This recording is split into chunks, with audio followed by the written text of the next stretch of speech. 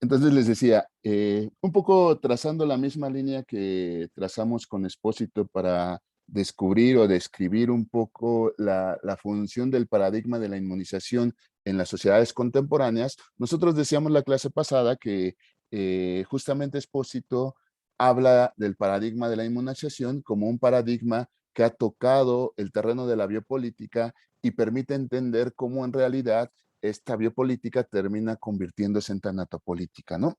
Es la inmunización el lugar donde el cual se va perfilando los discursos para a través de la defensa del cuerpo propio se destruyan los demás cuerpos. Entonces, creo que yo la clase pasada pues hacía evidente ese paradigma de la inmunización con el proceso de inmunización que estamos teniendo con el virus de SARS-CoV-19, ¿no? El SARS-CoV-19 se está atacando con políticas inmunitarias, pero las políticas inmunitarias poco a poco están de vuelta biologizando la política y en ese sentido de vuelta están transformando, ese es el problema, la política en una política biologicista. Y creo que ese acomodo, esa operación que hace Expósito, pues me parece interesante para lo que estamos hablando, ¿no? Bueno, para lo que hemos venido trazando. Lo que sucede con Byung-Chul Han, pues pareciera ser que también tiene que ver con nuestro presente, ¿no? El lunes asistimos a un problema mundial a dos problemas mundiales en Facebook, ¿no? De Internet, de las redes sociales. ¿Por qué digo dos? Porque en realidad por la mañana nos levantamos con uno, creo yo, ahí corríjanme, y por la tarde continúa ese problema, ¿no?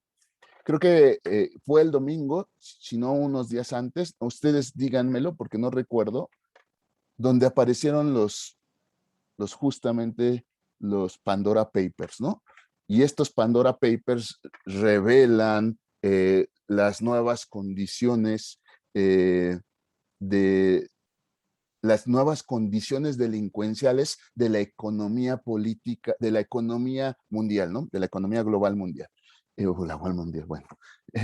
Y los Pandora Papers abrían otra vez la pregunta por cómo se está construyendo la economía. Y eso es muy interesante porque también es materia central de mi tesis sobre la ecobiopolítica, ¿no? Cuando abren ese tema, pues pareciera ser que las redes visibilizan de vuelta un problema fundamental, que a mí no me parece tan problemático, ¿no? Después de eso, por la mañana, pues ocurre una falla general de Facebook, de WhatsApp y de Instagram, ¿no? Y esa falla general es una falla general que tiene que ver con,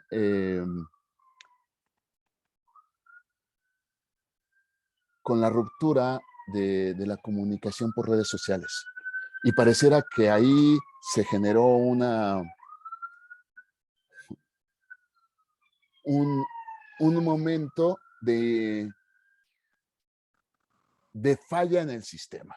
Y esa falla en el sistema lo que generó pues fue que justamente pues nuestro propio Congreso de Filosofía no se pudiera dar. Yo les decía a mis amigos, ¿no? Y a mis amigas, yo creo que esto es una trama del capital en contra de la filosofía y demás, ¿no? No nos quieren escuchar, no quieren que hablemos, por eso traban todo. Pero en realidad no, es como que les parece bastante irrisorio lo que yo voy a decir o lo que yo diga. Apenas si llego a 4 espectadores y eso porque tienen que pasar materia. Entonces, imagínense. Pero bueno, el punto es que dentro de esos dos mecanismos me parece que aparecen dos dinámicas del capital, que sería la nueva forma de organización delincuencial de la economía, y esa forma de organización delincuencial no tiene que ver solamente con los procesos de los crímenes organizados, con los procesos de los cárteles de la delincuencia, sino más bien con una nueva organización delincuencial en la economía que yo me atrevería a llamar la organización delincuencial de cuello blanco. Y en esa organización delincuencial de cuello blanco, pues también aparecen pues grandes temas que escandalizaron a la sociedad mexicana de la investigación. ¿Cómo puede ser que se le esté acusando a grandes investigadores de circular en ese esquema delincuencial de cuello blanco?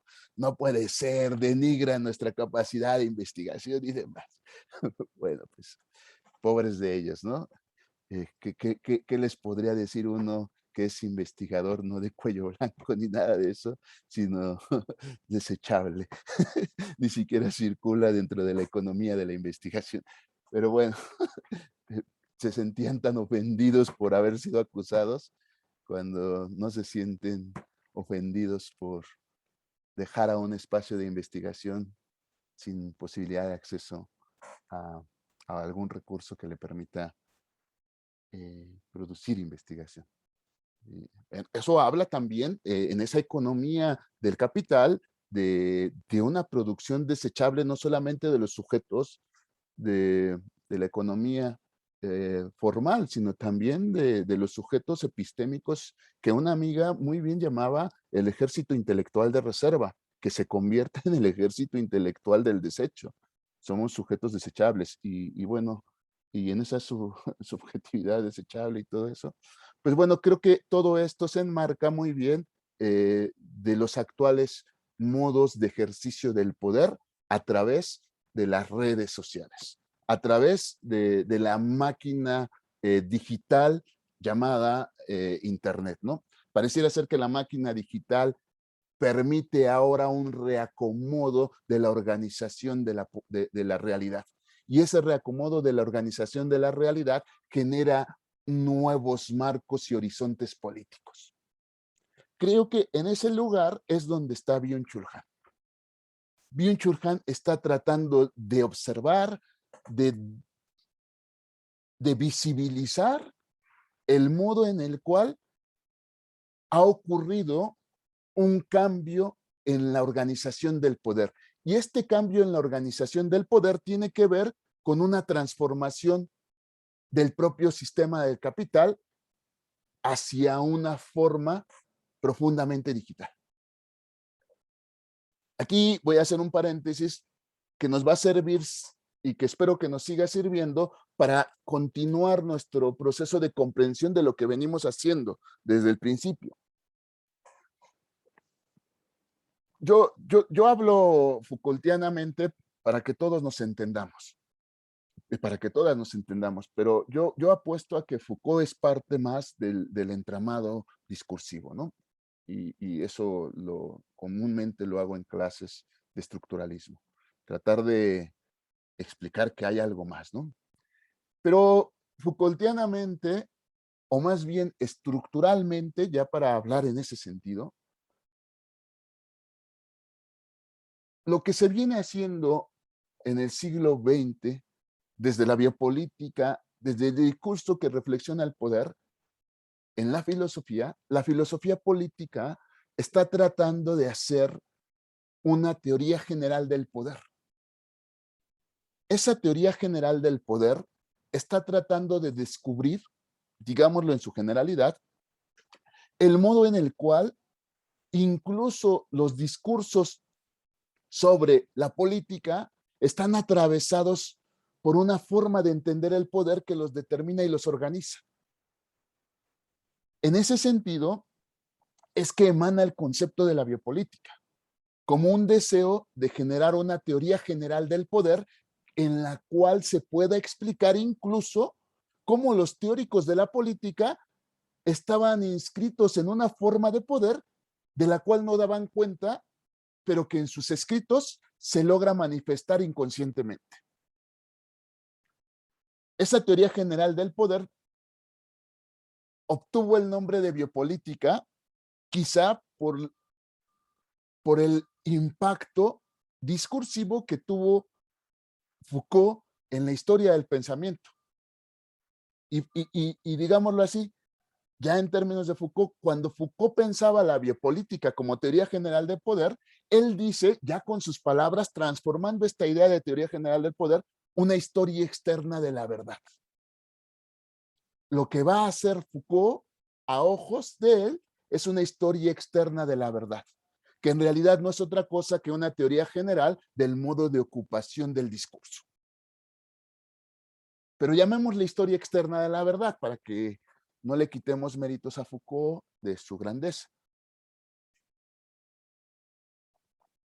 En esa tesitura, creo que todos estos autores que por lo menos hemos recogido hasta ahorita, están tratando de hacer eso, bosquejar, delimitar, capturar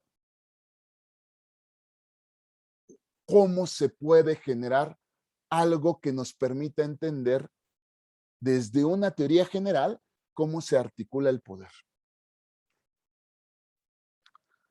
Así lo hizo Agamben, así lo hizo Espósito con el paradigma de la inmunidad, así lo hizo Agamben con la estructura de la excepción, que me parece es el más brillante.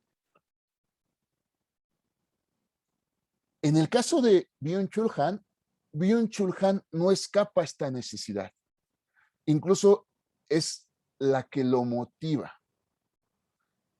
Y en tanto que lo motiva, él perfectamente se da cuenta de que ya no es suficiente el modo de comprensión del poder que se ha dado a través del discurso de Foucault y a través del discurso de sus herederos. Que el poder actual está atravesado por otra cosa que no tiene que ver con la manera en la cual lo habían articulado. Y este es un problema, dice él. No lo dice explícitamente como lo estoy diciendo, pero en realidad es el problema. Entonces, ¿qué sucedió? Sucedió que estos discursos que han querido hacer una teoría general del discurso se convirtieron en última instancia en teorías regionales, porque no son capaces de aglutinar la forma en la cual actualmente se está ejerciendo el poder. Y muy bien, Byung-Chul Han se esfuerza por tratar de asentar y encontrar el lugar en el cual se nos pueda permitir construir esa teoría general del poder y que permita entender lo que estamos viviendo. Él mismo dice, es preciso pensar que la actual forma del neoliberalismo nada tiene que ver con los procesos neoliberales en los cuales había quedado Foucault. Es insuficiente, porque el neoliberalismo ha alcanzado una nueva dinámica, la dinámica del poder inteligente. Yo creo que hasta aquí creo que se nos va quedando más claro qué es lo que está queriendo hacer. Yo creo que hasta aquí el esfuerzo de Byung-Chul Han encuentra sentido. El problema de Byung-Chul Han es que no escribe los presupuestos que están en todo este juego. No lo escribe por varias cosas posibles, ¿no? Como bien lo dice Marta, quizá no lo escribe porque su pluma está hecha para la divulgación y para provocar, para generar espectadores, antes que para hablarles a los seres profundos de la investigación que salieron en el CONACYT Papers.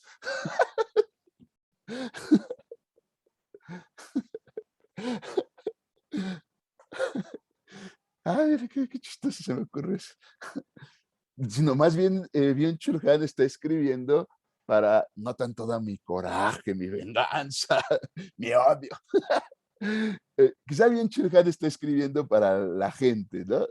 Quizá Byung-Chul Han está escribiendo para el pueblo, para que todos lo lean, para que se vuelva un bestseller y para que se comience a divulgar la condición real del poder, ¿no? Quizá eso es lo que está haciendo Byung-Chul Han. Pero a mí me parece preciso, no solamente para Byung-Chul Han, sino para todo el recorrido que haremos con Byung-Chul Han y con, y con Bifo Berardi, pues plantear una propuesta de tesis sobre lo que realmente está ocurriendo aquí, que ellos están presuponiendo y que a lo mejor no lo dicen porque no, porque no quieren entrometerse en la discursividad profunda y problemática de la investigación eh, académica, sino que más bien ellos tienen otro público y tienen otras intenciones. O también muy posiblemente porque, como le decía hace rato, la trama del discurso de estos autores está muy focalizada en un marco de pensamiento que les incapacita pensar desde otros marcos. Y eso pues, sí es un problema grave, porque Byung-Chul Han, pues creo que entiende perfectamente la dinámica del capitalismo, de una parte del capitalismo contemporáneo, pero no explica ese capitalismo contemporáneo y por qué sucede así. Y creo que eso es importante. Y yo para hacer esta tesis, yo ocupaba, creo que Jesús y Kenia sí estuvieron el semestre pasado, pero yo hablaba de eso y lo voy a hacer extenso para los demás, las demás. Eh, yo ocupaba el texto de, es una tesis mía, ¿no? Yo ocupaba el texto de la obra de arte en la era de la reproductibilidad técnica, cuando justamente en una sesión explicaba esta cuestión de Bifo Berardi. Pero yo creo que es importante tejerla para entender después por qué el psicopoder se vuelve positivo y por qué el psicopoder se vuelve una estela de organización de la psique a través de psicogramas digitales. Lo que no explica Byung-Chul Han y que parece ser sí explica Bifo Berardi, y esto, repito, tiene que ver con los marcos teóricos desde donde están situados, es el modo en el cual el sistema de producción capitalista se ha apropiado de una forma de tejer valor. Esa nueva forma de tejer valor tiene que ver con lo que Guy Debord llamaba la sociedad del espectáculo y que más claramente tiene que ver con lo que Bifo Berardi llama la sociedad posalfa, la sociedad posalfabética. ¿Y por qué lo tejía con Walter Benjamin el problema? ¿Y por qué ustedes me dirán, la obra de arte en la era de la reproductibilidad técnica, qué carajos tiene que ver con esto? Pues no tiene que ver nada en realidad. Tiene que ver con un proceso metodológico que está inaugurando Benjamin para tratar de reflexionar la cuestión de la estética en la trama política, que esa es mi tesis.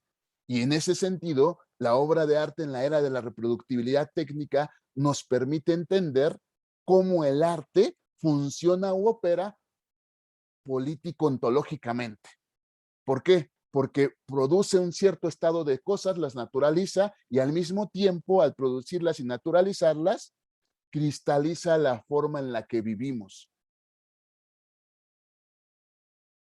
Entonces, ¿qué hace Benjamin en ese texto? Benjamin en ese texto apela a la obra de arte, pero apelar a la obra de arte es describirnos qué hay en la obra de arte, qué tipo de experiencia se dio en la obra de arte. Cuando nos describe qué tipo de experiencia se dio en la obra de arte, esto es mío, ¿no? Es mío significa, no es de un investigador, es de un profesor de asignatura. Y eso significa mucho. Entonces, Benjamin está tratando de revelar cómo la obra de arte es el lugar de la cristalización de la experiencia del siglo XIX hasta desde el siglo XVI hasta el siglo XIX. Benjamin entiende perfectamente que en el arte se encuentra la materialización de la manera en la cual Occidente ha vivido su experiencia. Por eso habla de la obra de arte. porque lo que le interesa es decir, ahí donde la experiencia del arte manifiesta una verdad, la verdad que manifiesta es el modo en el cual la modernidad construyó su experiencia y la vivió. Bueno, un trazado de esa historia estaría brillante, ¿no? Porque justamente nos permitiría entender cómo el proceso de romantización que tuvo el arte y que alcanzó sus cumbres en el romanticismo alemán, eh, enaltece la figura de lo absoluto, enaltece la figura del artista como sujeto, digámoslo, sujeto extraordinario del decir de la verdad, y enaltece la cualidad del genio como esa capacidad innovadora. El aura del arte aparece como un emblema que cristaliza la noción de sujeto de la modernidad. Y aquí yo creo que ya estoy yendo más de Benjamin. Estoy diciendo cosas desfachatadas. Yo creo que el romanticismo alemán es el momento más cristalizado del modo en el cual el arte terminó convirtiendo su experiencia en un modo de manifestación de lo que la experiencia moderna pensaba. Un sujeto absoluto determinando la realidad y una obra manifestándose como el lugar de la autenticidad de esa verdad que enuncia el sujeto. Ese es el aura benjaminiano, ese es el aura que habla Benjamin cuando está expresando la obra de arte. Ahora bien, aquí Benjamin no se queda celebrando y difícilmente bajo esta tesitura ya podríamos decir que Benjamin quiere volver a recuperar el modo en el cual se había dado el arte. No, yo creo que Benjamin va más allá. En ese lugar, Benjamin comienza a entender lo que está sucediendo. Yo creo que en el lugar del arte también está sucediendo, además de la además de la sobrevaloración del sujeto, ya no supe, además de la hipóstasis del sujeto, de la generación de la sublimación del sujeto como el único ente capaz de determinar la realidad y la obra de arte como el lugar de enunciación de esa verdad del sujeto, el instrumento de la obra de arte, el instrumento de realización de la obra de arte siempre está supeditado a la orden del artista. Y esa orden del artista es el que determina la verdad. Y en ese sentido, el arte sigue operando en ese modo en el cual todos los instrumentos están a disposición del artista para que éste enuncie una verdad por encima de la realidad cotidiana. Ahí, digámoslo, ahí en ese lugar está la modernidad. Es la modernidad. Y Benjamin empieza a entender lo que sucede en la era de la reproductibilidad técnica. Entonces, suceden dos cosas, ¿no? La obra de arte se cristaliza, adquiere el estatuto de materialización de la idea de la modernidad, pero aparece en esa producción un corte en el cual aparece una nueva forma de producción. Y esa nueva forma de producción sería la reproductibilidad técnica. Pero la reproductibilidad técnica, aquí ya deberíamos de ponerle un paréntesis.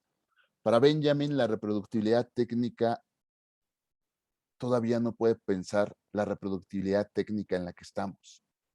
Todavía no se han desenmarañado las cosas que comienzan a ocurrir a partir de la aparición de la reproductibilidad digital. Entonces, lo que está haciendo Benjamin es una descripción del modo de aparición de un modo de reproductibilidad técnica que tendríamos que llamarle propiamente modo de reproductibilidad técnica digital. Entonces, la obra de arte en la era de la reproductibilidad técnica digital. Perdón, la obra de arte en la era de la reproductibilidad técnica análoga. Así deberíamos de nombrar el texto de Benjamin. Y en ese nombrarlo, creo que podríamos hacer dos cosas. La primera es que Benjamin está contraponiendo dos discursos sobre el hacer, dos discursos sobre la técnica. El del arte, que cristaliza las nociones de sujeto, y el de la técnica, que comienza justamente, ahora sí, yéndome con todos los especialistas expertos, que comienza a diluir y a destruir la experiencia del arte. En ese sentido, la obra de arte en la era de la reproductibilidad técnica análoga es un texto que trata de reflexionar qué es lo que sucede con el arte en la era de la productividad técnica análoga y al mismo tiempo cuáles son las consecuencias en la realidad social, en la realidad material de eso. Dirán los expertos y el propio Benjamin, hay una pérdida de la experiencia. Hay una pérdida de la experiencia moderna, sí.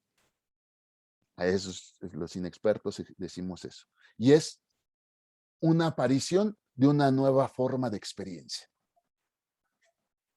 Entonces, siguiendo con este trazado, Benjamin entiende que la aparición de la fotografía, que la aparición del cine, análogos, van a cambiar las técnicas de producción y con esas técnicas de producción también cambiarán el modo en el cual aparece el artista y el arte en la expresividad estética.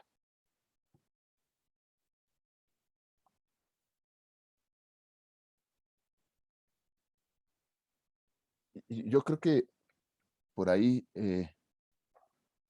no sé si vamos bien.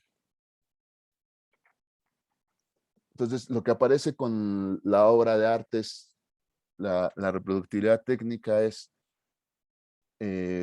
técnica analógica, es la reproducción en masa, ¿no? Y la reproducción en masa rompe con el carácter de autenticidad del artista.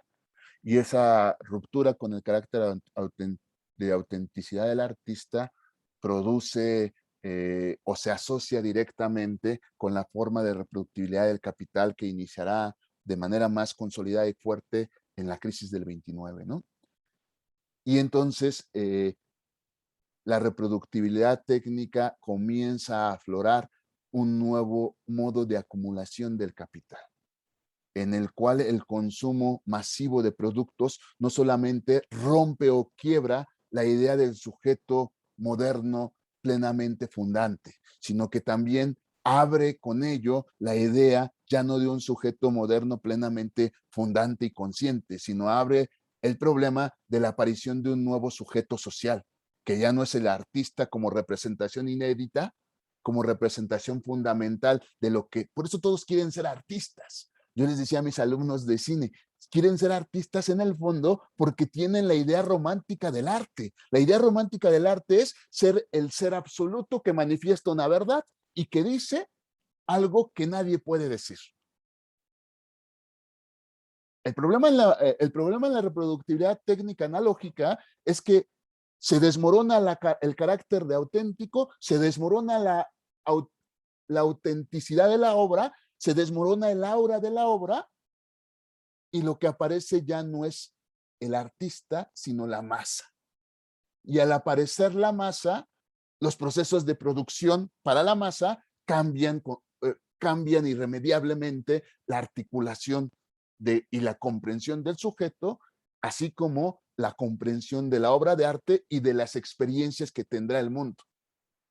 Con la llegada de la reproductibilidad técnica analógica llega la masa y con ella llega el consumo. Y al llegar el consumo, entonces se disgrega y se dispersa una nueva forma de condición social.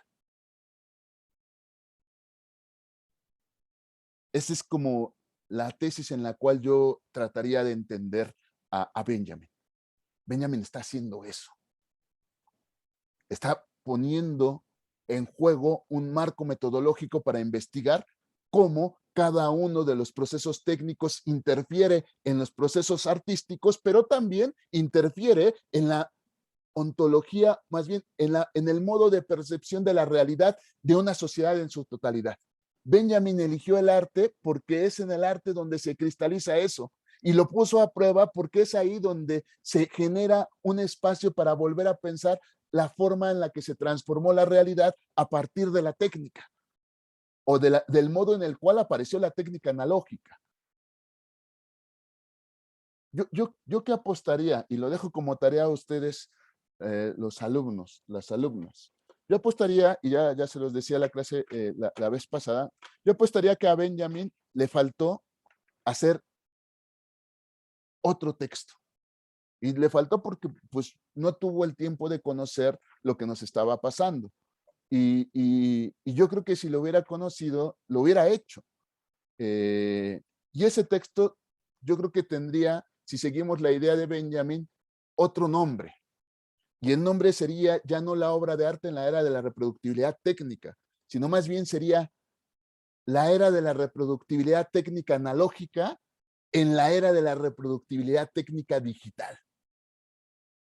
Es decir, si ahora podemos decir que vivimos distinto, es porque nos hemos entrometido en una nueva forma de transformación de la técnica que ha cambiado nuestra experiencia sensible.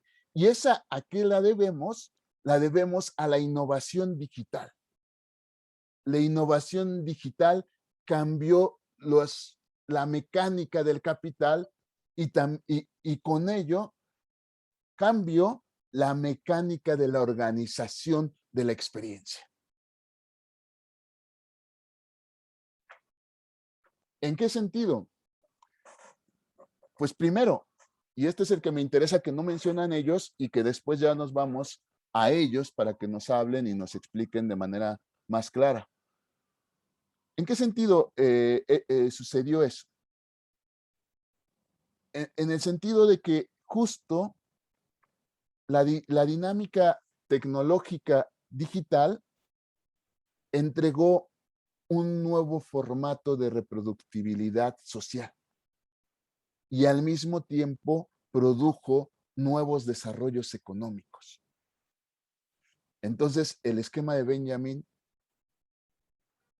nos sirve como método, pero no es suficiente para explicar lo que sucede.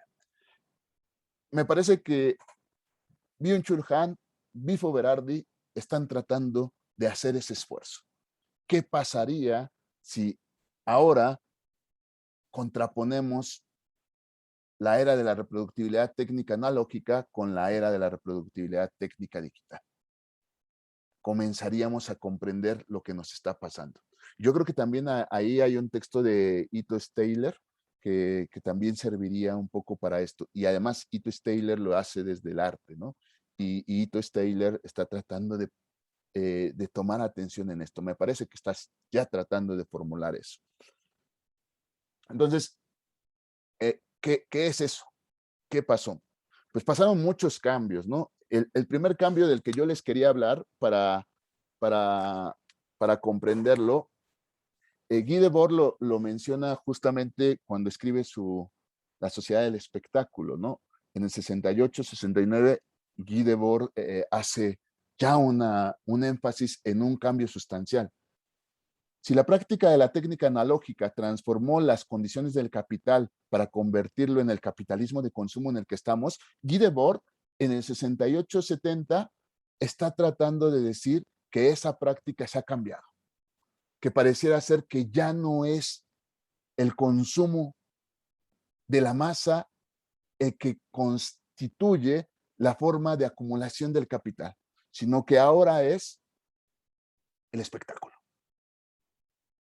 Y ahí él empieza a hablar de cómo el espectáculo separa la vida, y eso después en nuestra clase tuvo que ver con cómo el capitalismo separa la vida y demás. Pero ni Agamben ni Guy Debord explican, o por lo menos para mí, de manera fácil, el proceso del capital. Y creo que en esa época hay alguien que sí lo hace, y lo hace pues, detenidamente, y que es Baudrillard, ¿no? Baudrillard en esa época, ahí mismo donde está aderezado, comienza a escribir, ay, ¿cómo se llama este texto? Mm. Crítica a la economía política del siglo. ¿Sí lo conocen? Bueno, escribe dos en ese tiempo. Escribe El sistema de los objetos, brillante texto, y escribe Crítica de la economía del signo. Crítica a la economía política del signo. ¿Cuál es la tesis de, de Jean Baudrillard? Baudrillard, como quieran. Bueno, la voy a sintetizar un poco, ¿no? La idea de Baudrillard es que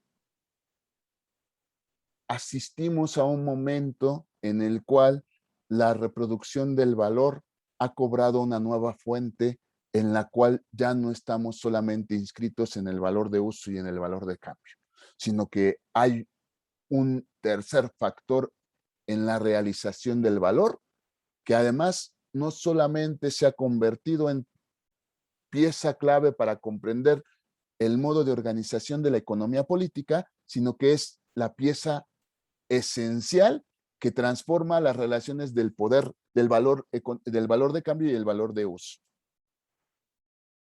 Y esa pieza es el valor de signo.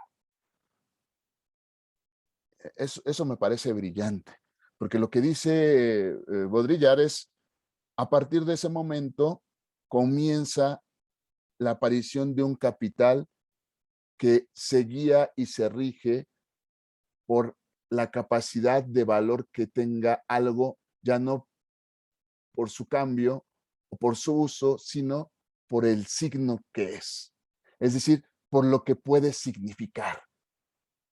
Entonces, justo ahí en ese lugar, Baudrillard se pregunta, ¿cómo es esto? Y entonces yo creo que a nosotros, a nosotras, o por lo menos a mí, pues se me hace más claro cuando empezamos a revisar el consumo de objetos que tenemos, que la mayor de las veces no tiene que ver con lo que son los objetos, sino que tiene que ver con la marca que produce el objeto. Es decir, consumimos solo en la medida de que las cosas que consumimos han adquirido valor de signo. Entonces, consumimos los signos. Eh, eh, es que no me acuerdo del nombre del sociólogo. Si quieren ayudarme, yo encantado.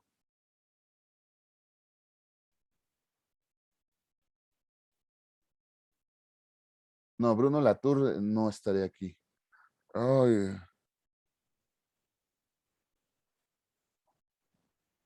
yo me quedé aquí.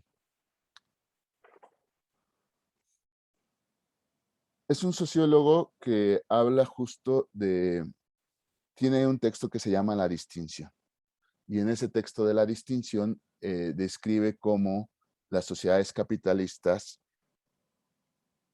articulan el valor de signo como una forma de distinción. Y esa forma de distinción de clases es la que cada vez más vuelve operativo Bourdieu, exactamente. Pierre Bourdieu habla de eso en ese mismo momento, un poquito más adelante de lo que está diciendo Baudrillard. Y ambos están coincidiendo en que el consumo de los objetos poco a poco adquiere valor y relevancia por la distinción o por la forma en la cual nos inscribe socialmente en el imaginario social del mundo. Entonces, lo que consumimos son, digámoslo, signos que nos permiten integrarnos dentro de un marco social simbólico. Y ese marco social simbólico es el que nos permite reproducir nuestro valor. En ese sentido, todo se está convirtiendo en valor de signo. Y como todo se está convirtiendo en valor de signo, nos interesa el signo que representamos en la vida social, porque el signo que representamos de la vida social se convierte en redituable. Ahí va el espectáculo. Somos una sociedad del espectáculo porque justamente somos una sociedad que se ha convertido en signo. Y en tanto que se ha convertido en signo, todos nos convertimos espectadores de la circulación de los signos.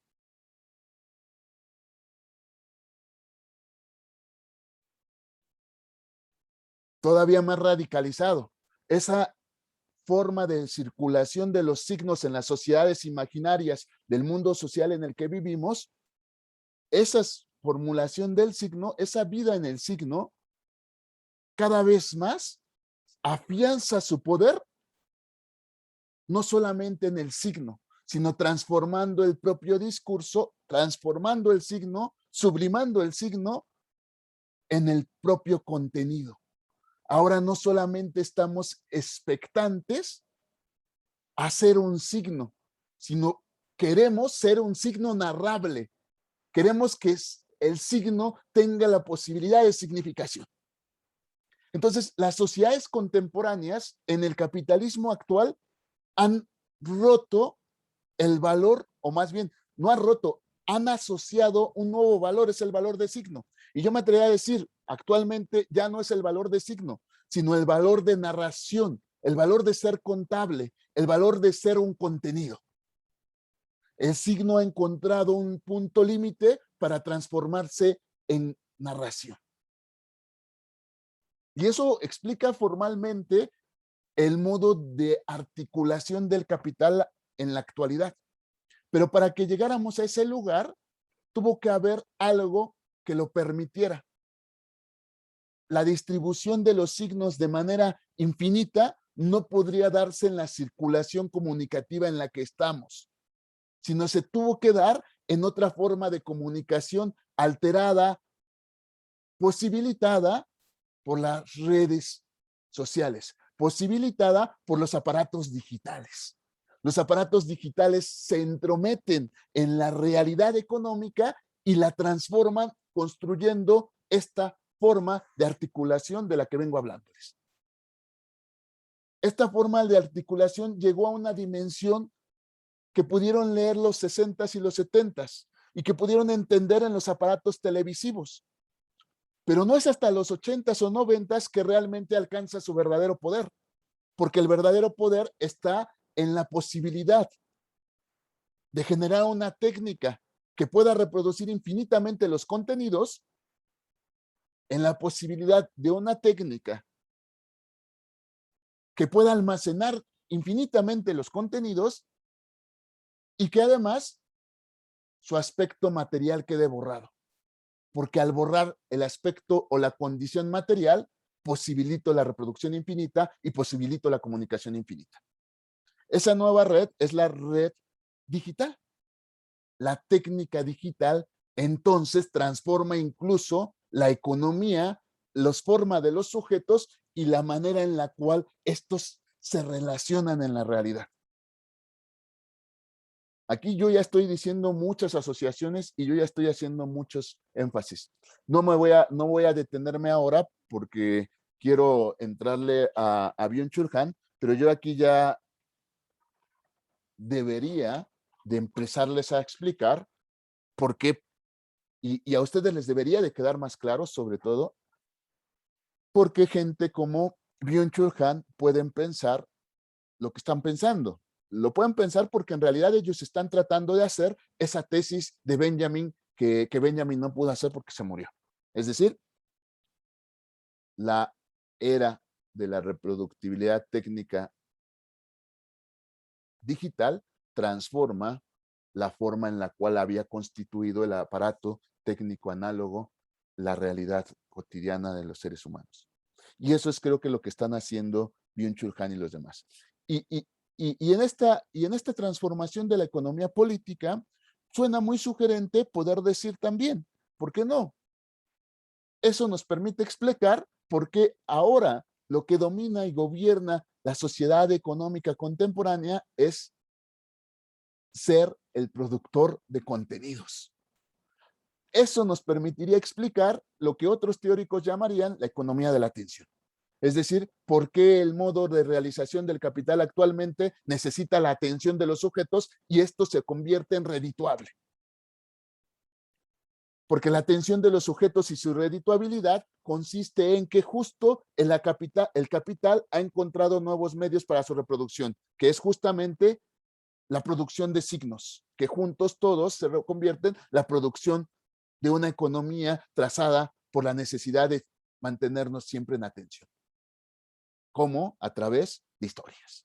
Entonces aparecerán los influencers, aparecerán el Instagram y todas estas cosas que lo único que tienen como tentación es producir atención, producir una necesidad de los discursos, de los trazados discursivos. A mí me parece impresionante lo que acabo de ver, ¿no? Una serie como la de, dos series, como la del juego de calamar o como la de, esta, no sé si la conozcan, esta, esta serie, y ya estoy acercando, ya estoy hablando de Byung-Chul Han realmente. Eh, esta serie donde aparece de voz en off esta chica que Itatí Cantoral. ¿Sí la ubican? ¿Sí saben cómo se llama la serie? ¿La han visto?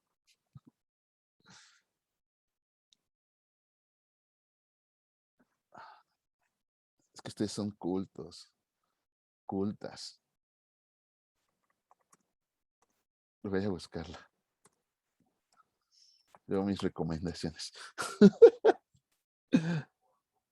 Es lo único que puedo recomendar, disculpen. Es que la he visto hasta como 4 capítulos, o sea, no pocos.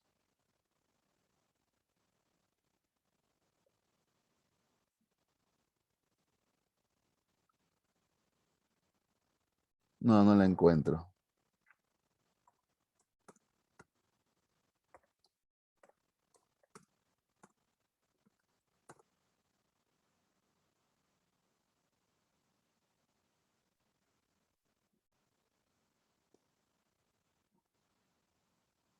Ah, sí, se llama Donde hubo fuego.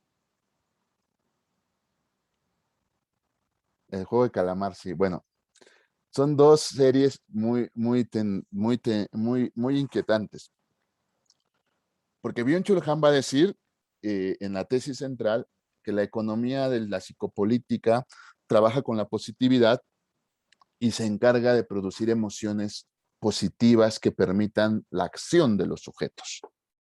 Y en ese sentido, la economía del neoliberalismo es un poder que positiviza la realidad. Y creo que en eso hay mucha razón, ¿no? Pero cuando ve uno estas series, comienza a entender un poco más y comienza a profundizar en lo que está diciendo Byung-Chul Han. ¿Por qué? Porque el juego de calamar es la positivización de la situación de extrema situación de la condición migrante. Y es un problema porque muchos apelan a que Netflix es un espacio de crítica, que los de Netflix son progre. No, a la goma, eso no es cierto. A Netflix lo único que le interesa es el contenido, porque ha entendido que el contenido es el que produce la economía y que es el que produce el valor. Entonces, a Netflix no le importa poner una serie totalmente fascista a una serie totalmente progre.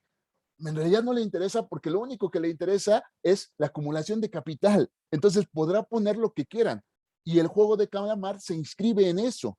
El juego del calamar es hacer contenido de una situación crítica en la esfera del capital.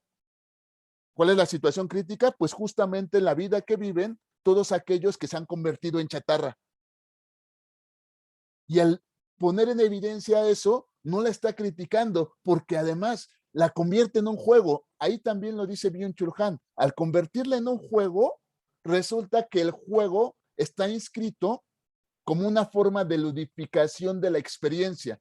Pero esa forma de ludificación de la experiencia no es como en el juego de Agamben, sino siempre está potentada y distorsionada porque lo que importa ahí es la acumulación del capital para los que juegan el juego y también para los que venden el juego, es decir, Netflix.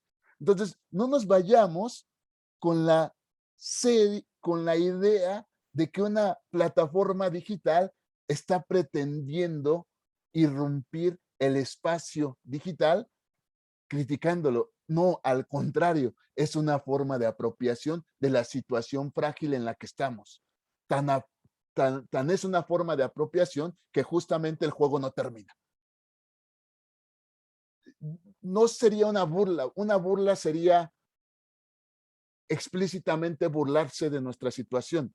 Y creo que hay tonos en los cuales la serie está constantemente fungiendo un papel crítico, pero ese papel crítico disimula realmente el problema porque lo convierte en juego. Entonces, es la estrategia del nuevo discurso. El nuevo discurso de acumulación del capital entreteje redes para apropiarse de los discursos de izquierda progres que intentan realmente transformar el discurso, transformar la realidad. Ah, ok, yo sí la voy a ver. Vale. Pero ese es un problema.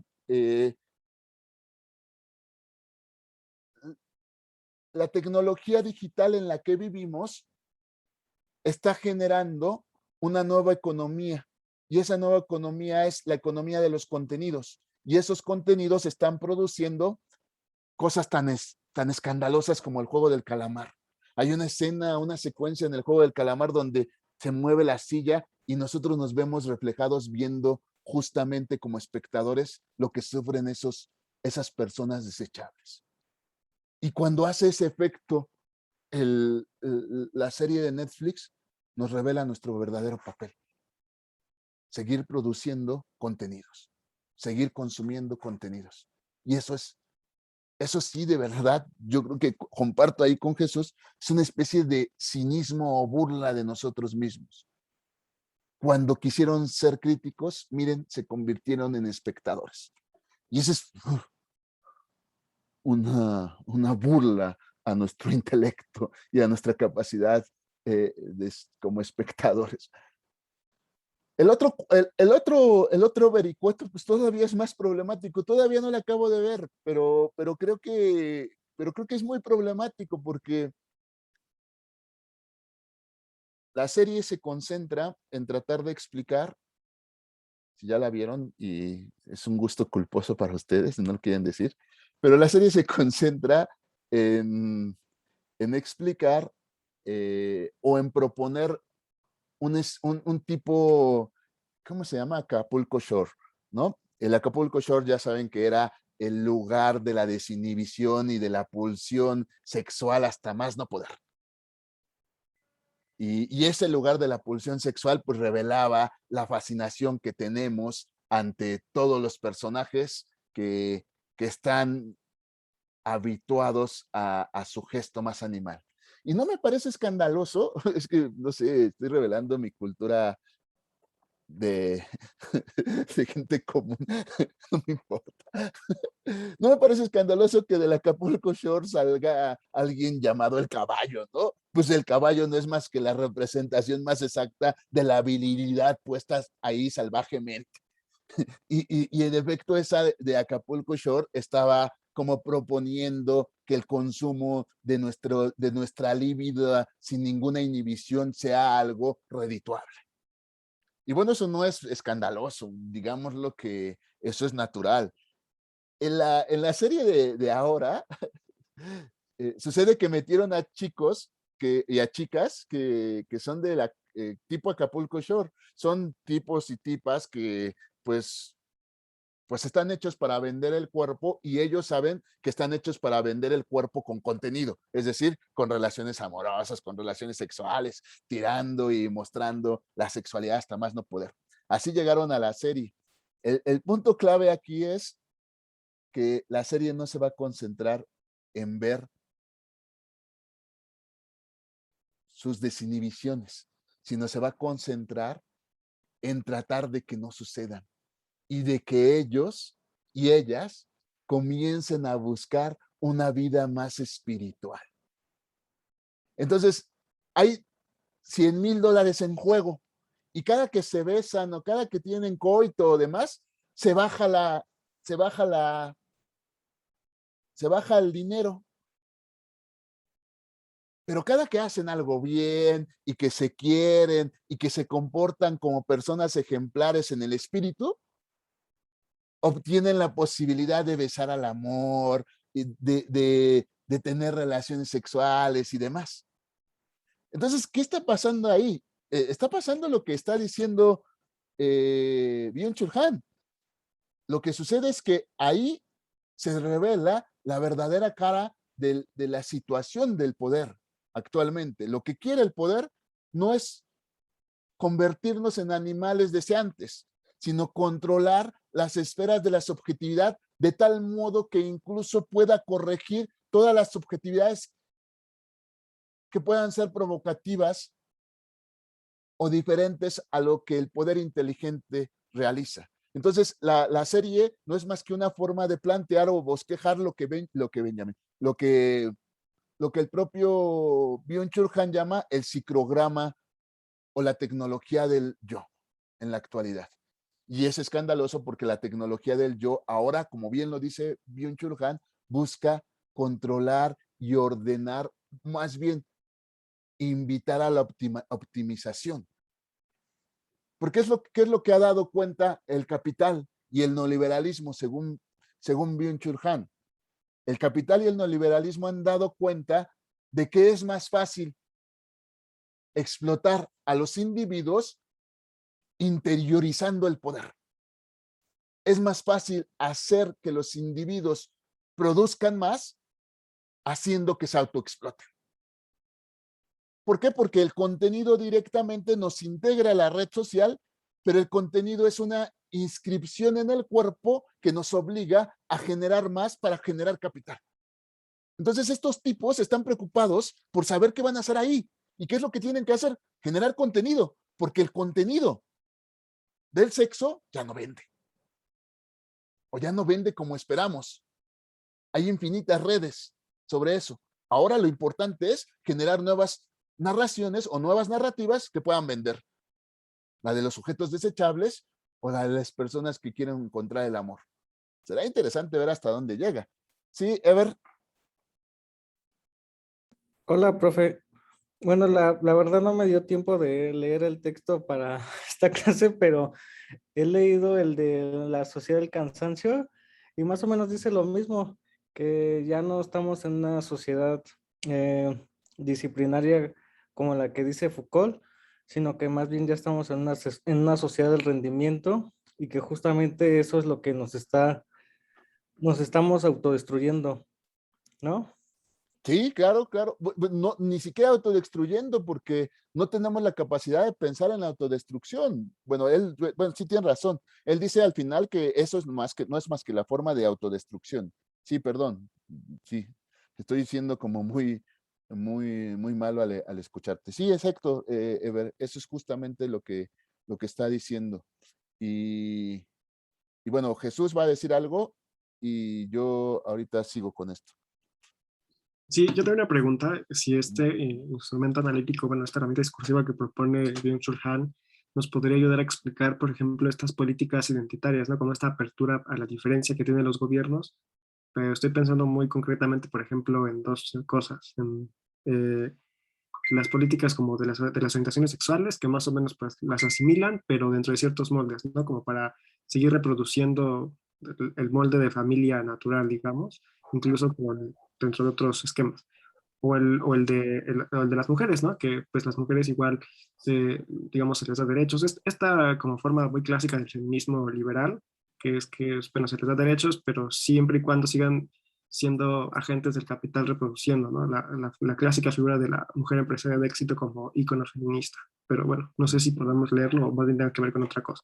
No, sí, de hecho, bueno, yo pensaría que el discurso neoliberal pretende o intenta apropiarse de todas las discursividades y con ello apropiarse de todas las posibilidades identitarias. Yo creo que tampoco sería descabellado pensar que pueda ocurrir una serie de un feminismo radical, porque la idea no es darle voz o palabra al feminismo, la idea es convertirlo en contenido y al convertirlo en contenido, buscar la forma de operación para que esa tecnología identitaria que se resiste sea apropiable por el marco del programa neoliberal. En ese sentido, pues creo que resulta totalmente cierto y por eso yo lo radicalizaba. No solamente las mujeres del feminismo liberal podrían estar atrapados o atrapadas, estaríamos atrapados todos, todas. porque en realidad el fin último del capital neoliberal estaría en convertir en contenido redituable toda forma de narración. Entonces, toda forma de narración como contenido redituable lo que generará en última instancia es una constitución subjetiva. Entonces, como bien lo dice Byung-Chul Han, el programa del neoliberalismo no está en generar sociedades disciplinarias, sino está en generar sociedades en las cuales el interés mayor de los individuos sea convertirse en una subjetividad del rendimiento o empresaria de sí misma. Y esto, fíjense, es escandalosamente fuerte. El proyecto de resistencia política, el proyecto político de transformación puede volverse un proyecto de sí, de las tecnologías de las que está hablando Byung-Chul Han. Y entonces resulta problemático porque la esfera de resistencias de las políticas realmente comprometidas con una búsqueda de la transformación social, Byung-Chul Han nos quiere poner alertas, nos quiere decir que justo ahí donde aparece la revolución es donde el neoliberalismo encuentra nuevas tramas para organizar la autoexplotación. Entonces, por supuesto, una mujer libre, una mujer que encuentra sus derechos y se posibilita la acción social, es una mujer del emprendimiento.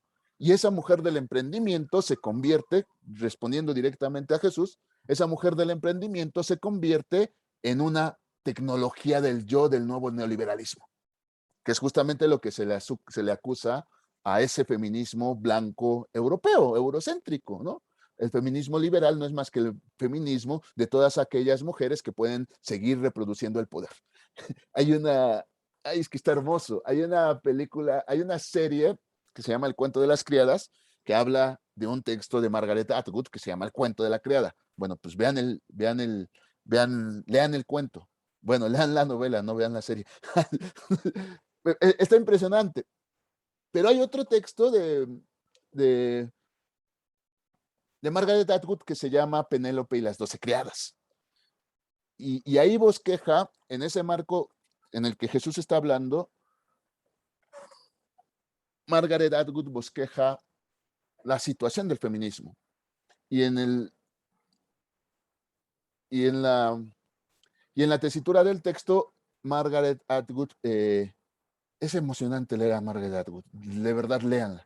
Es de lo más chingón que yo he leído hace mucho. Bueno, ya sé que leo poco, pero sí es muy buena, muy, muy buena, excelente. En este texto de la Penélope y las 12 criadas, Margaret Atwood hace una genealogía de Penélope y una deconstrucción de Penélope. ¿Quién fue Penélope y cómo la cuentan en la historia y qué pasa con Penélope en la historia? Y es extraordinario porque nos devuelve otra Penélope. Una Penélope que se hizo tonta ante toda la basura que hizo Odiseo. Nos revela el patriarcado y al mismo tiempo nos revela cómo Penélope era capaz de tener voz, pero no la tuvo porque la historia fue contada por hombres, ¿no? Esa parte me parece genial y extraordinaria. Nos revela la posibilidad de contarnos otra historia por ahí. Carmen Bullosa hace una libra que se llama La historia de Eva y ahí también hace una especie de deconstrucción de quién era Eva y qué es lo que realmente pensó. Pero en Margaret Atwood hay este juego que está diciendo Jesús y que muy bien realiza la psicopolítica. Pareciera que la narrativa de Penélope le permite demostrarle cierto poder a las mujeres y demostrar en esa narrativa deconstructiva de Penélope que la mujer tiene más poder del que cree. Esa es la primera parte. Es la parte del feminismo liberal que sale y que se transforma y se convierte en alguien con poder, ¿no? Las figuras de empresarias estadounidenses pues están afines a eso, ¿no?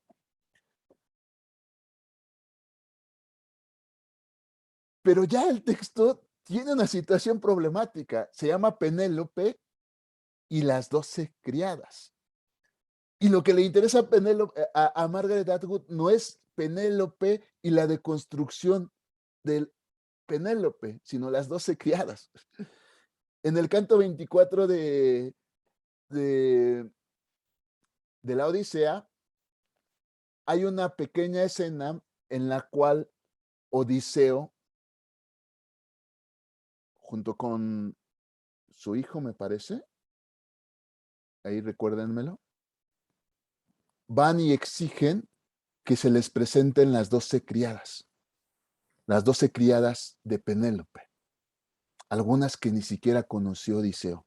O sea, hagan de cuenta, Odiseo se fue de jarra 10 años y después regresó y dijo, aquí estoy, pero ya me enteré que mis mujeres se acostaban con mis pretendientes, con los pretendientes.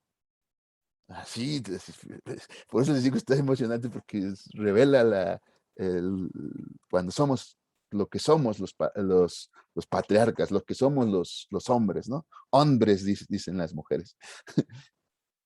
Y ahí en ese canto, la Odisea nos revela que las mujeres, las 12 criadas, no tuvieron derecho ni a hablar, y que fueron ahorcadas, y que fueron degolladas, se les quitó su cabeza. Y Penélope empieza a contar la historia, y en esa historia, pues justamente, cuando termina todo este proceso de las mujeres, de Penélope, ella habla de que en realidad Penélope, estoy contando el final, pero no importa.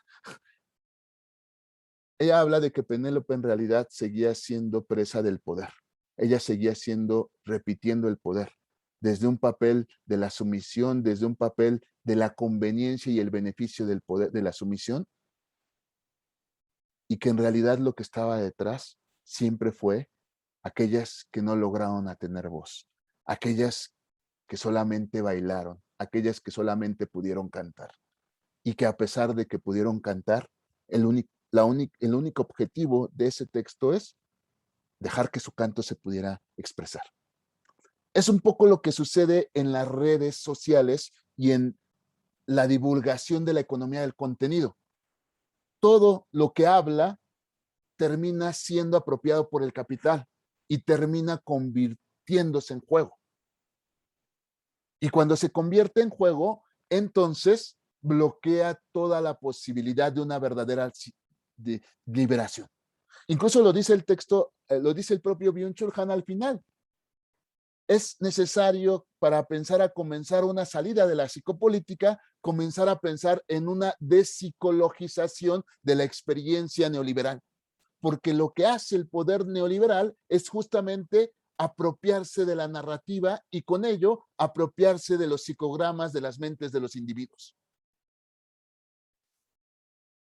Entonces ya hay que ver como más detenidamente y más críticamente esas visiones críticas que hacen las plataformas digitales. Porque las plataformas digitales son la consecuencia de la nueva economía política del capital, en la cual el valor de signo se convierte en relato y el relato valorizado encuentra un lugar de divulgación y promoción, que ya no es la televisión y que ya no es el cine como lo habíamos pensado, que ahora son las series comerciales, las bioseries ahora, ya muy famoso, voy a hacer mi bioserie, ya todos los artistas, hasta el menos conocido ya tiene una bioserie o ya está haciendo su bioserie. ¿Por qué? Porque lo que están haciendo es capitalizar su vida y convertirla en un contenido que pueda ser redituable. Pero cuando son contenidos, entonces se convierten en imágenes perfectas de la identificación y por eso del modo en el cual los sujetos consumidores quieren ser algo en la vida. Entonces, estas economías discursivas, la economía narrativa, termina construyendo las tecnologías del yo. Y aquí estamos como, ustedes podrían decir, ay, pero ¿por qué tanto choro, profe? Bueno, pues porque el tema fundamental de Byung-Chul Han es ese, no el choro, sino tratar de explicar cómo la economía neoliberal tiene por finalidad apropiarse del yo y a través de ello seguir construyendo su ejercicio. Es la economía neoliberal, aquella que permite entender cómo las tecnologías del yo son la verdadera fuente de la reproducción del capital. Por eso empieza el texto como lo empieza. El texto empieza problematizando el tema de la libertad, ¿no? Al problematizar el tema de la libertad, está problematizando varias cosas. Primero, está problematizando el liberalismo, que es justamente la fuente de la que emerge el proyecto biopolítico de Foucault. Está problematizando a Marx y Hegel, porque es justamente el lugar en el cual se sitúa cierto discurso de la modernidad que pretende contraponerse a la realidad en la cual están inscritos. Ni el liberalismo, ni Marx, ni Hegel pueden entender realmente el proceso neoliberal, porque el proceso neoliberal se apropia de las propias maneras de entender la libertad de estos tipos. Del liberalismo, de Foucault, de Marx y de Hegel. Y al último, justamente de Foucault. Foucault teje una descripción de la libertad como el último fundamento asible para poder tejer la posibilidad de salida del poder disciplinario en el que vivimos. Cuando Foucault construye su teoría del poder, esta teoría del poder tiene como fundamento la posibilidad de sujeción. Y esa posibilidad de sujeción es la posibilidad de la libertad como fundamento último de la condición de existencia.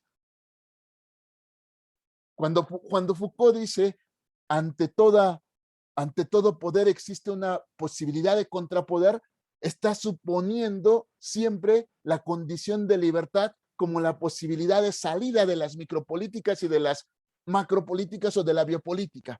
Por eso, si ustedes se dieron cuenta en el curso, cuando empezamos, yo les decía, Foucault trata de describir el proceso de la biopolítica y tratar de mostrar cómo llegó a su final. El momento final para Foucault es el momento en el cual el discurso inventa una forma de gobierno que es el gobierno de la conducta.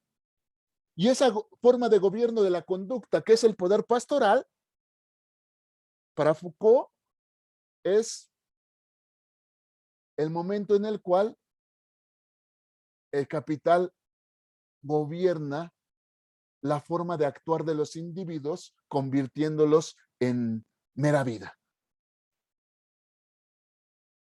Convirtiéndolos en una vida que solamente pretende reproducir. Entonces, ante eso, Foucault, por eso les decía, hay que leerlo así a Foucault.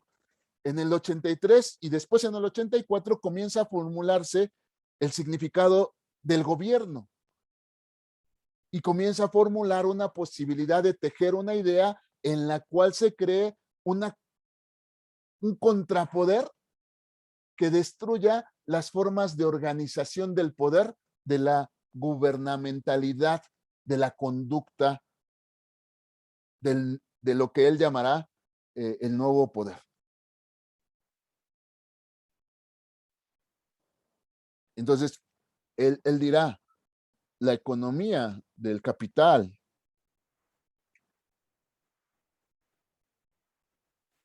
la economía del biopoder solamente disciplina los cuerpos para convertirlos en entes que reproducen el capital. Y al reproducirlo, lo único que hacen es convertir el sustrato humano en mero homo económicos.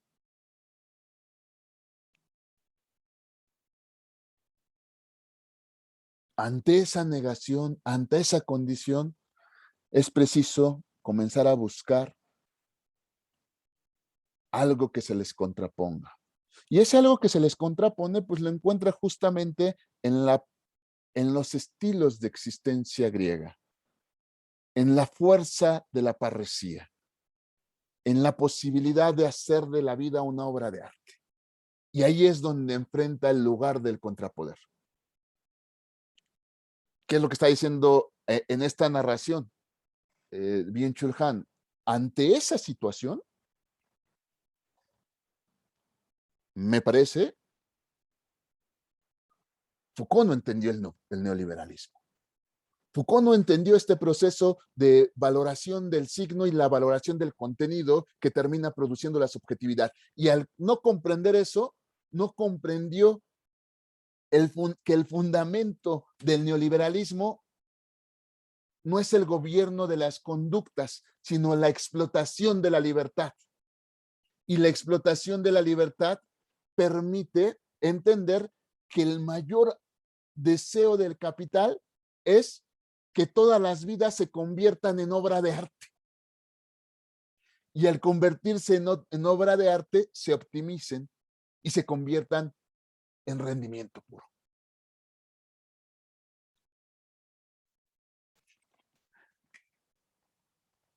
Lo que no entendió Foucault es que el neoliberalismo explota la libertad, convirtiendo esta libertad en mera forma de empresa.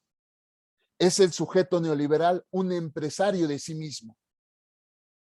Y cuando eso sucede, dice Byung-Chul Han, lo que sucede es la internalización del poder opresivo, disciplinario del capital hacia una forma de poder sensual, optimizador del neoliberalismo. Esa nueva forma del poder sensual optimizador del neoliberalismo ya no explota los cuerpos, sino la libertad. Ya no explota las conductas, sino el rendimiento de los sujetos. Y en ese sentido, por eso Marx tampoco encuentra juego, porque la dinámica del capital ha quedado rota. Ya no es la dinámica del capital en la cual se mueven entes en los cuales hay un proletario y hay un burgués, sino que el proletario se ha vuelto a sí mismo su propio explotador. Entonces se desvanecen las figuras de poder que Marx pretendía explicar como fuente de la posibilidad de la transformación. El capitalismo le permitió a Marx entender que había una dinámica contradictoria de la cual podría aparecer una figura liberadora de las condiciones de opresión y contradicción en las cuales viven ciertos sujetos. Esa figura liberadora sería el proletario. El problema con el capitalismo contemporáneo, con el neoliberalismo, es que esa figura ha sido desvanecida, porque ahora quien se explota no es a partir de alguien que le dice qué hacer, sino que se autoexplota. Y al autoexplotarse, lo que se genera es una forma de diluir la lucha de clases y es una forma de diluir al explotador o de diluir cualquier figura que se contraponga a la propia versión optimizadora del capital. Entonces ocurrieron varias cosas en la interiorización del poder del neoliberalismo. Se desaparecieron los formatos de inscripción del enemigo, una condición muy buena, muy acertada de Byung-Chul Han. No reconocemos el enemigo actualmente. No sabemos de dónde proviene. Es necesario comenzar a enunciar que hay figuras del capital que tienen la dueñidad del mundo y que esas son las que tienen el poder y que muchos de sus esbirros lo único que hacen es mantener las posiciones que tienen y que nos convierten a todos en una masa desechable. Eso creo que es muy acertado. Pero ¿qué sucede en el neoliberalismo? En el neoliberalismo es incapaz de hablar, somos incapaces de hablar de esas masas y ya ni siquiera somos incapaces por miedo. Somos incapaces porque hemos interiorizado tanto el poder que creemos que nosotros somos los culpables de nuestras desgracias. La interiorización de la culpa ya no genera la revolución.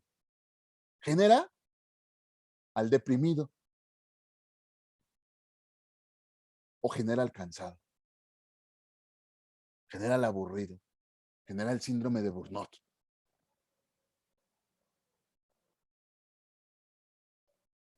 Y la inconformidad de la autoexplotación termina generando el suicidio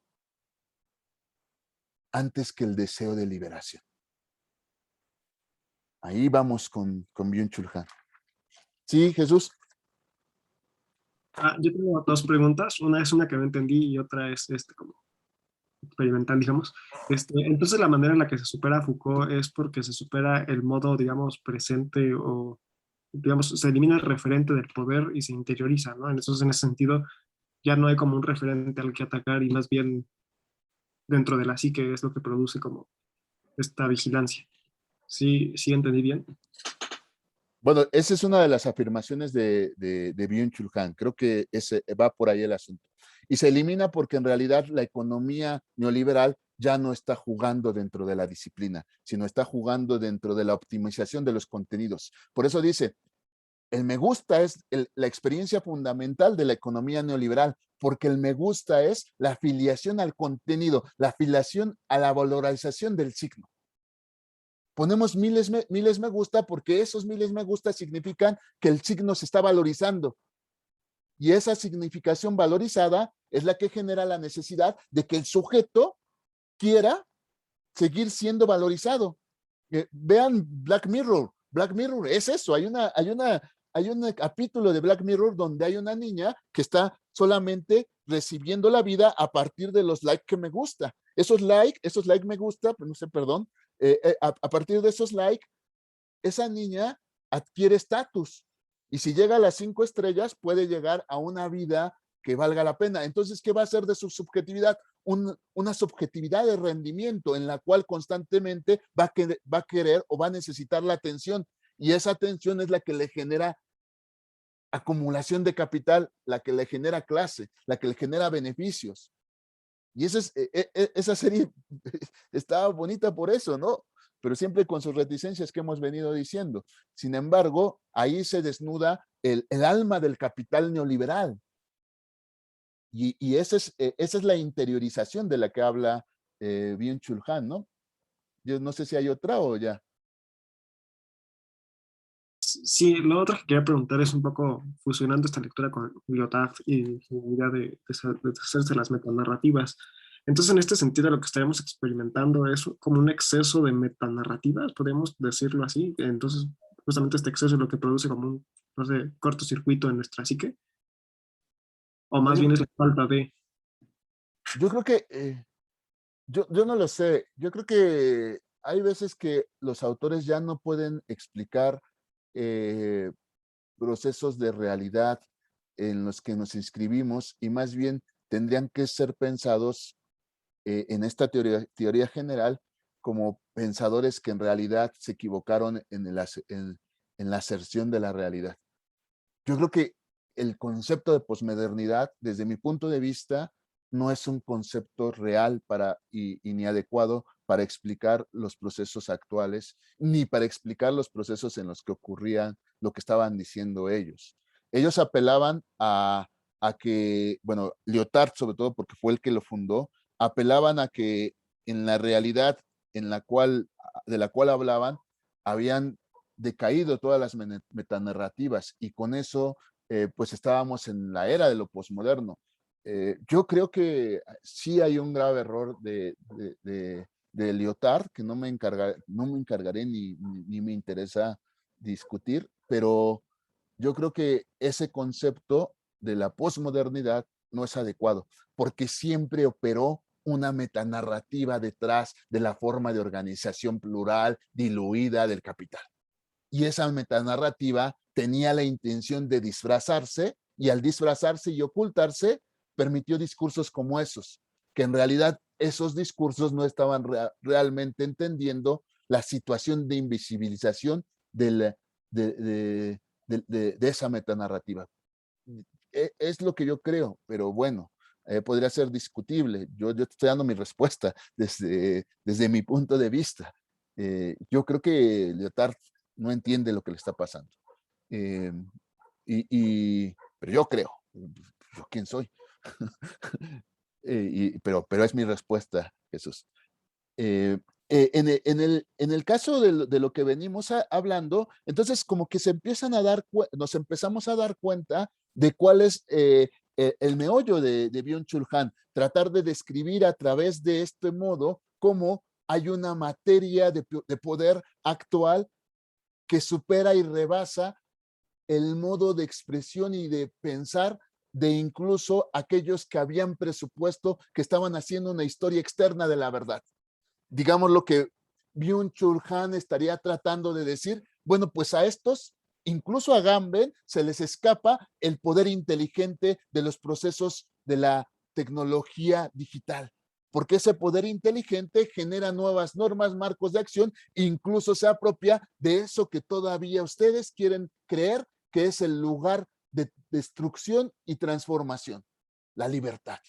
Por eso empieza el texto hablando de la libertad, por eso va a pasar después a Marx para tratar de explicarnos la libertad, y por eso en unas páginas más adelante pasará justamente a Foucault y a darle cuello a Foucault, tratando de advertir que lo que era el fundamento para Foucault de la realidad, de salida de la realidad del homo económicos, de la biopolítica, pues no es más que el ejercicio del neoliberalismo emocional. Y entonces a partir de eso, justamente empieza a describir algunas de las condiciones en las cuales el capital neoliberal emerge para apropiarse de las psiques. La primera, pues justamente es esta del contenido que genera justamente la sociedad de la transparencia. La sociedad de la transparencia es la búsqueda de que no haya ninguna interrupción en la comunicación, porque lo que se comunica son datos y los datos se convierten en valores. Entonces, una sociedad transparente, criticando a Bátimo y su sociedad transparente, es una sociedad en la cual todo está dinamizado de tal manera que no hay ni bloqueo, ninguna interrupción de la información. ¿Qué lugar más precioso para eso si no son las redes sociales? Las redes sociales son el lugar en el cual se distribuye y queda ininterrumpido el contenido.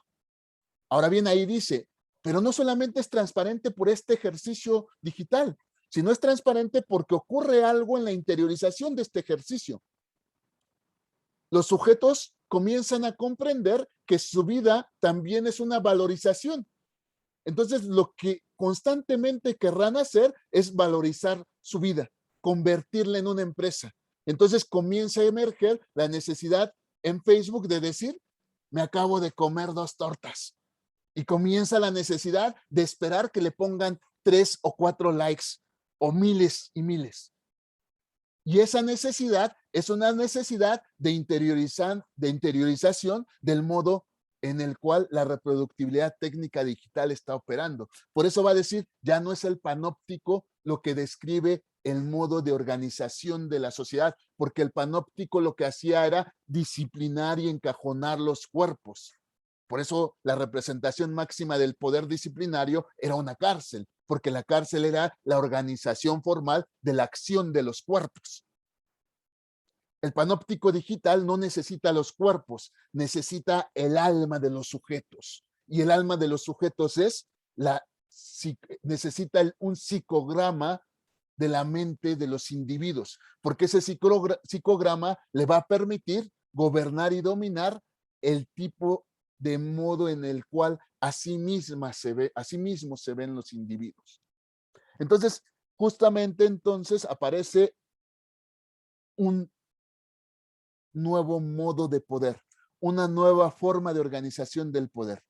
Y aparece entonces un nuevo tipo de organización de esa psicografía. Lo más interesante en este texto termina justamente con cómo el capitalismo es el capitalismo de los emoticones.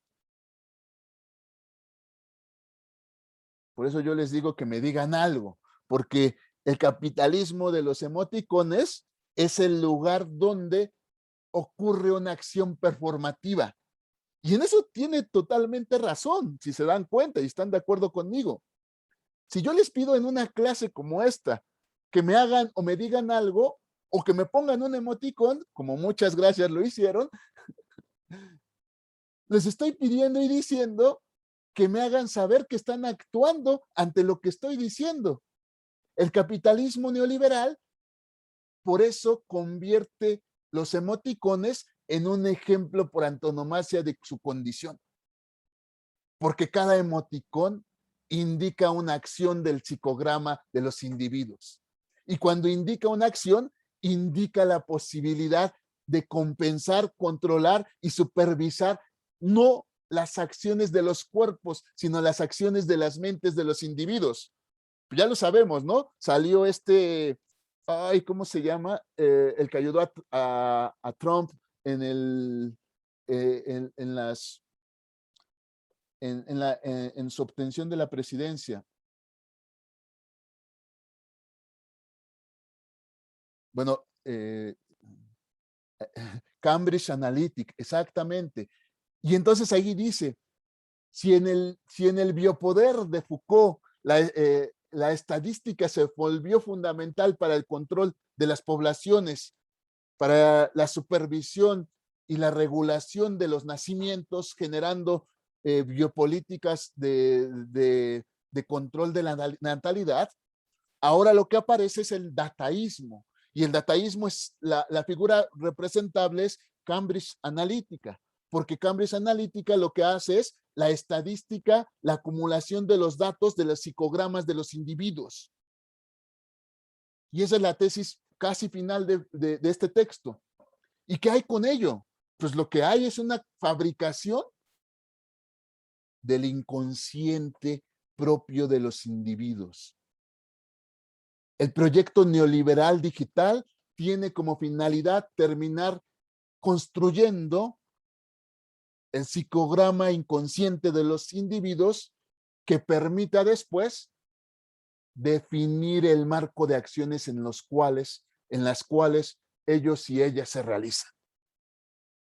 Por eso hará cargo de la emoción y se hará cargo del juego, convirtiendo el juego en una forma de asociación de la productividad.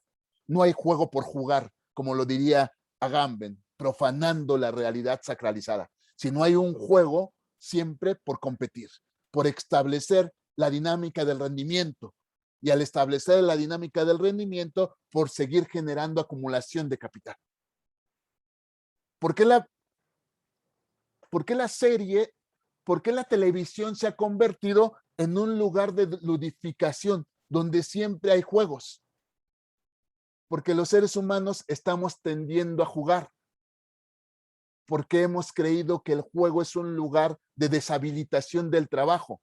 Sin embargo, en la nueva economía del neoliberalismo, esos juegos no son más que la forma de dinamización del capital, convirtiendo o invitando a la subjetividad a que se divierta en su forma de acumulación.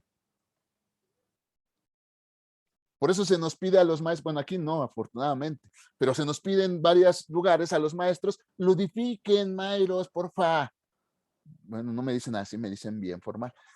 Pero eso de ludificación tiene que ver con el modo en el cual la psicopolítica actual tiene como finalidad convertir el juego en algo que se vuelva productible. ¿Y eso qué significa? Significa que en última instancia el juego ha sido apropiado en la economía neoliberal para convertirnos en grandes productores. Y esto de la autoexplotación que decía hace rato, pues es muy claro, ¿no? Uber es una forma de autoexplotación. Didi es otra forma de autoexplotación. Pero yo me quería detener en eso, ya para terminar, porque justamente esos lugares enmarcan una nueva forma de acumulación que tiene que ver con todo esto que hemos venido diciendo, pero también una nueva forma de apropiación del espacio de productividad del capital. Pareciera que los que no tienen derecho a integrarse al sistema se integran de una manera oscura, se integran de una manera no formal.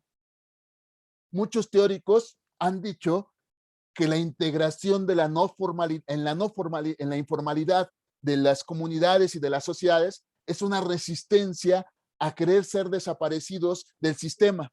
es además a veces una resistencia ante el sistema organizador violento.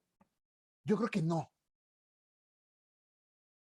Yo creo que la forma informal de insertarse al trabajo es uno de los núcleos fundamentales del ejercicio de la economía actual. El ejercicio de la economía actual busca la informalidad como un ejercicio en el cual se genera mejor acumulación. Entonces, estas formas de visión romántica de la informalidad no permiten dar al traste de la situación de la verdadera economía neoliberal, que ya no es neoliberal, diría yo, incluso. Pero esa economía solamente puede operar en la informalidad, solamente puede operar en el rasgo delincuencial. Yo propongo en la ecobiopolítica el aparato delincuencial de Estado, y el aparato delincuencial de Estado se engarza directamente con estas prácticas informales que son el núcleo central de la economía actual. Hay que entenderlo así. La informalidad no llegó por la resistencia y la necesidad de subsistencia. La informalidad llegó como el trama de la nueva forma de organización del capital. Y hay informalidad en esas personas que están resistiéndose, pero también hay informalidad en los Panama Papers, en los Pandora Papers y en los CONACYT Papers. Pero hay informalidad porque ahora, y ya no estoy hablando de Byung-Chul Han, estoy hablando de lo que yo digo, hay informalidad porque ahora la trama del ejercicio económico político actual necesita la delincuencia, necesita delinquir en el sentido literal. Es su forma de operación. ¿Quién delinque? Delinque el delincuente, sí, de las organizaciones delincuenciales narcotraficantes, por supuesto. Delinque el delincuente que ha salido de la norma. Delinque el soberano que acumula capital en grandes fondos bancarios y en paraísos fiscales. ¿Por qué? Porque la economía real, actual, es delincuencia. No hay más. Es la forma de operación. Delinquen los artistas, delinquen los futbolistas. Pues delinque uno cuando se roba internet del compañero o del vecino. Pero delinquen porque es la forma de organización núcleo del capital. No hay más. Eso no llega a Byung-Chul Han. Y eso no se puede decir. Pero bueno, yo creo que aquí la paramos. Todavía no terminamos de ver la psicopolítica. La dejamos aquí. Bueno, sí terminamos de ver a Byung-Chul Han, pero yo creo que Bifo Berardi hace algo parecido a Byung-Chul Han y completaría nuestro trabajo sobre la psicopolítica, pero yo creo que todavía nos falta caminar para criticar al final todo la psicopolítica, porque me parece otra vez una teoría regional de lo que le pasa. No lo mencioné al principio, pero yo creo que sí lo puedo mencionar antes de terminar. Casi todos hablan desde cómo les fue en la feria. No tienen razón, no hay nada raro. Pareciera que el poder religioso instaurado desde la aparición del cristianismo en Italia hace que justamente Agamben pues esté tratando de explicar el modo de articulación del poder desde la organización metafísica de la religión. No es nada extraño, está hablando desde cómo le fue en la feria. Y no hay que olvidar el lugar de Byung-Chul Han. Byung-Chul Han es un surcoreano y como surcoreano está viviendo la crisis y las contradicciones tecnológicas. Entonces no es nada extraño que le ponga atención a eso y que lo convierta en el esquema general de una historia externa de la verdad o de una teoría general del discurso.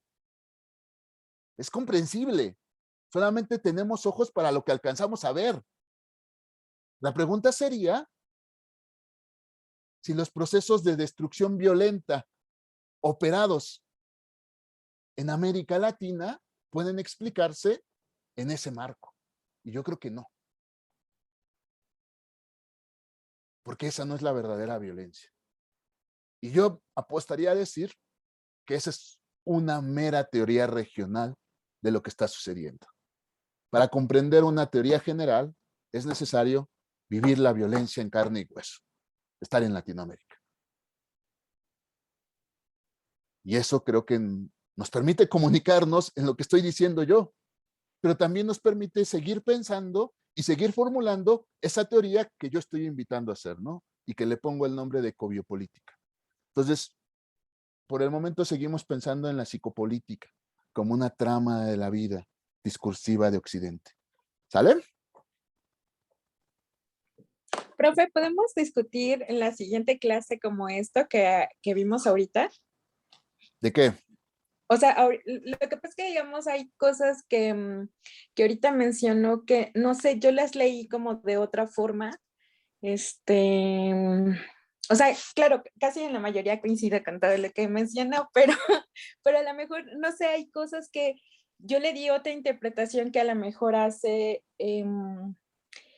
o sea, que es importante esto. O sea, digamos, usted dice que Chan de alguna manera vio rebasado a Foucault y yo creo que no es que vio, o sea, yo creo que lo que él hace con Foucault no es como ni dejarlo a un lado ni tampoco sentir que lo rebasó, sino que yo creo que ahí él, digamos, en el capítulo del shock, él dice que perfectamente Friedman y los liberales entendieron a Foucault y entonces en este axioma de acrementar la productividad, ¿no? Se dieron cuenta de la potencia del cuerpo, pero la potencia del cuerpo al estar sujetado no es igual al estar liberado, ¿no? Y entonces creo que el capitalismo entendió perfectamente eso y entonces pues al liberar el cuerpo, ¿qué pasa? Que el deseo está pues ahí expuesto al 1000, ¿no? Entonces yo creo que, o sea, creo que más bien entendieron a Foucault perfectamente los liberales, ¿no? O sea, creo que le encontraron ese resquicio que les permite hoy en día tenernos así, o sea, con la psique totalmente, pues así desbordada, ¿no? Sí, yo no sé si va diferente a lo que yo decía, al contrario, lo completaría. No, lo que pasa es que, digamos, es que decía que de alguna manera hubo un pedacito donde decía usted que de alguna manera Foucault se quedó como, o sea, no leyó bien al capitalismo, ¿no? O sea, o que no supo interpretar como con ciertas cosas, como esta onda de la biopolítica, ¿no? O sea, no, o sea, sí, todo el análisis que hizo, o sea, coincido completamente con usted, o sea, creo que al contrario hay cosas como súper brillantes, como esto del valor y el signo que se interpreta, pero a lo mejor eso me brincó un poco, o sea, me brincó nada más tantito en ese sentido con Foucault, ¿no? Pero, a ver, bueno, como que es una pequeña discrepancia, pero no es discrepancia, en realidad hay un encuentro. O sea, lo que acabas de decir, pues sí, en efecto, viene en el libro. Y yo creo que Friedman y todos estos entendieron bien a Foucault. Pero entender bien a Foucault no significa que Foucault se haya dado cuenta. Porque si eso es así, entonces sí es cierto, y ahí va, sí es cierto que Foucault operaba con la CIA para detener los procesos revolucionarios reales. No. Y yo creo que eso es lo que está diciendo Byung-Chul Han. En realidad Foucault no se dio cuenta de que en realidad la descripción del neoliberalismo que él estaba haciendo era insuficiente porque el neoliberalismo se apropió igual de su teoría. No sé si estoy contigo. Porque si fuera así, porque si realmente Foucault se hubiera dado cuenta, pues entonces participaba con Friedman, entonces participaba con la CIA y lo único que hizo fue tejer redes para construir el neoliberalismo tal y como lo entendemos. Entonces, fue un esbirro del capital. Y yo creo que esa posición no es tan cómoda. No, para nada. No, sí, sería súper, no, no, no. Ah, ya, o sea, sí, sí entiendo como Bueno, eso que... es la consecuencia. Por eso Byung-Chul Han diría, pues no alcanzó a comprenderlo. No alcanzó cómo incluso su poder su discurso se lo van a apropiar los neoliberales. Pero también, pero qué bueno que lo pones. Pero qué bueno que Bueno, lo pones. pero pasa lo mismo con Hegel, ¿no? O sea, digamos, en este asunto de hacer la libertad objetiva, Hegel también está contribuyendo un poco al capital, ¿no? O Eso es sea, lo que... al final Ajá. la libertad tiene un peso, o sea, puede ser palpable, ¿no? Y entonces esa es la máxima del capitalismo, o sea, eso es lo que empieza Chan diciendo, ¿no? Eso es O lo sea, que... podríamos decir que Hegel es el padre un poco también de lo que hoy hemos construido, ¿no? O este sistema. Y eso es lo que un poco está diciendo Byung-Chul Han. Por eso yo les decía, ellos son incapaces de hacer una historia externa de la verdad, se quedaron abajo y fueron apropiados por el capital. Entonces Byung-Chul Han dice, ellos quisieron hacer una historia externa, una teoría general del poder, pero quedaron atrapados en el poder. Lo que yo quiero, Byung-Chul Han dice, es demostrarles que estaban inscritos en el poder. Pero qué bueno que planteas esa posibilidad. Puede ser posible que en realidad sí Foucault realmente opacó, destruyó la verdadera política transformadora. Esa política transformadora estaba en el discurso de Althusser, en el discurso de los marxistas postestructuralistas, que fueron apocados por un gran discurso que lo único que pretendía era reforzar el modo de organización neoliberal. También te la acepto. Profe, claro, pero digamos ahí también estaría habiendo una crítica, o sea, es que si pusiéramos así como de un lado lo que han analizado los liberales, o sea, también hay un apartado del libro que a mí me brincó muchísimo de lo que decía acerca de que también ahora todos los sentimientos se han vuelto expresión lingüística, ¿no? O sea, estaría haciendo una crítica voraz a Lacan, ¿no? O sea, al hecho de decir que todo puede ser traducible, o sea, entonces todo puede tener una expresión también de lo que sentimos, o sea, nuestro mundo interno.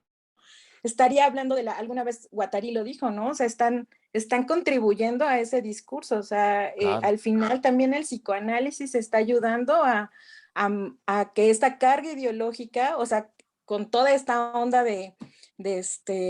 tenga no solamente una expresión, sino se pueda interpretar y todos seamos, o sea, todos tengamos casi el mismo nivel de sentimientos, ¿no? O las mismas condiciones psíquicas, ¿no? Y entonces estamos normalizando también ahí hasta cómo nos sentimos, o sea, ponerle valor también a nuestros sentimientos también está ayudando a este sistema, ¿no? Entonces, o sea, creo que entonces sí hay un pensamiento, o sea, que creo que sí hay pensadores que no se han dado cuenta y entonces creo que empieza con Hegel. Entonces estaría ahí en la suma Hegel, Foucault, Lacan, que bueno, no es que haya sido ese su interés, pero al final creo que sus palabras sí tuvieron resonancia en gente que hizo lo que ha construido con este sistema y lo que nos ha dicho, ¿no? Claro, y digámoslo así, por eso al final Byung-Chul Han, si recuerdan, habla de la forma en la cual el neoliberalismo construye y forma el inconsciente, haciendo una crítica literal al psicoanálisis. Yo no sé hasta qué punto, yo no soy psicoanalista, yo no sé hasta dónde, no voy a defender ahorita eso. Sin embargo, lo que está tratando de poner en juego Byung-Chul Han, véanlo así, es una teoría general en la cual trata de demostrar cómo lo que había ocurrido es incapaz de comprender cómo fue apropiado por el poder y cómo el poder lo distribuye y lo reorganiza. Ese es el punto. Y ahí puede entrar Lacan, ahí puede entrar Foucault y ahí pueden entrar todos los discursos, porque lo que trata de advertir él es que la forma de organización de la experiencia actual ha alcanzado a apropiarse de todo aquello que parecía subversivo. Lo que yo digo es que también él está hablando de manera regional y que también ha sido apropiado y que también por eso puede ser objeto de críticas, pero las vamos a hacer en el curso. Ese es el punto. Pero muy bien, sí, estoy de acuerdo, estoy totalmente de acuerdo. Estoy totalmente de acuerdo en ver a un Foucault no como la persona más radical, Ya sé que no quisiste eso, pero bueno, estoy totalmente de acuerdo en ver a un Foucault como un esbirro del capital. También puede ser. Ay, qué feo soy. Ya sé que no querías eso, Martita, pero también se puede leer. Entonces, chicos, chicas, nos vemos en la próxima semana que vemos a Bifo Berardi y platicamos ahí más. Si tienes más preguntas, Marta, ahí las vemos. ¿Les parece? Ok, sí, Ujú. profe, gracias. Sale, Adiós. chicos, Muchas adiós, gracias. adiós. Nos vemos. Bye, Adiós, compañeros. Valeria. Bye. Adiós, Ser. Adiós, Adiós. Jesús. Adiós, Kenia. Ya ni estás, Kenia. Bye. Qué bárbara, te fuiste a dormir.